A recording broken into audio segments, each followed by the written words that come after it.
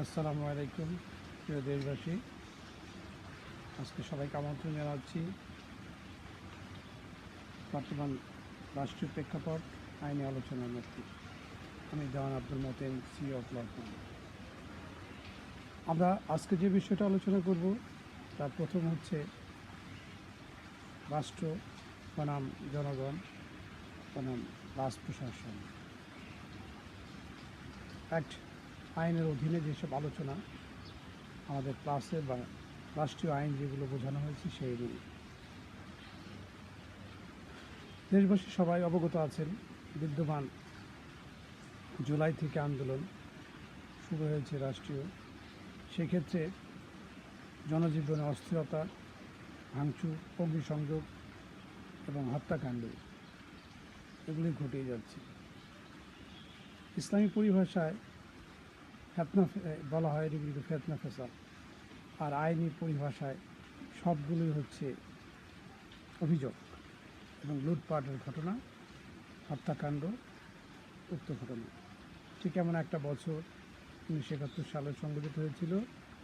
সেখানেও নির্বাচন নিয়ে কুঘোষণ আর তৎকালীন রাষ্ট্রপ্রধানরা নির্বিচারে গণহত্যা চালিয়েছিল। বড় পরিতাপের বিষয়, সেই গণহত্যা আমাদেরকে 16 জুলাইও দেখতে হলো। তবে আমি সে ব্যাপারে যাব না, আমি যাচ্ছি আইন আদালতে কী বলছে সেটা নিয়ে আসুন। আপনি কি করছেন দেশের পক্ষে আগে নিজে ভাবুন। কতটা সত্য বলছে ততটা আপনি জানুন। আপনার মিথ্যা 10 জনের মিথ্যা এক ভয়ঙ্কর মিথ্যা রূপ নেয়, আর আপনার সত্য ভয়ঙ্কর এক সত্যে যোগ নেয়। এটাই হচ্ছে আসল এবং সত্য কথা। সুপ্রিয় জনগণ এবং দেশবাসী, আমি এবং আমার ফার্মের পক্ষ থেকে সবাইকে বলছি, দেশকে শান্ত করার জন্যে যতগুলো সত্য, যতগুলো ত্যাগ করতে হয় আমরা করব।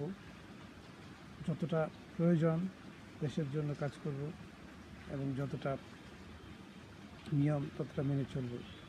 আরেকজনের ঘাড়ে দোষ চাপিয়ে দিয়ে না চলাই উত্তম। দেশ এবং জাতির জন্য কিছু কিছু ভাবুন, দেশকে ভালোবাসুন। দেশের বিরাজমান অবস্থার জন্য কিছু উশৃঙ্খল মানুষ দায়ী এবং দেশে এই নৈরাজ্য সৃষ্টি করার জন্য দুর্নীতির মানুষ দায়ী। আমরা সবসময় রাখবো এই মানুষগুলোর বিচার হবে, কিন্তু কোনো বস্তু, রাস্তাঘাট, রেল স্টেশন, আসবাবপত্র তাদের ভাঙচুর করে নয়। এই ভাঙচুর দেশ এবং জাতি এবং ব্যক্তিবিশেষ এবং মাসুম বাচ্চাদের কষ্টের কারণ হবে।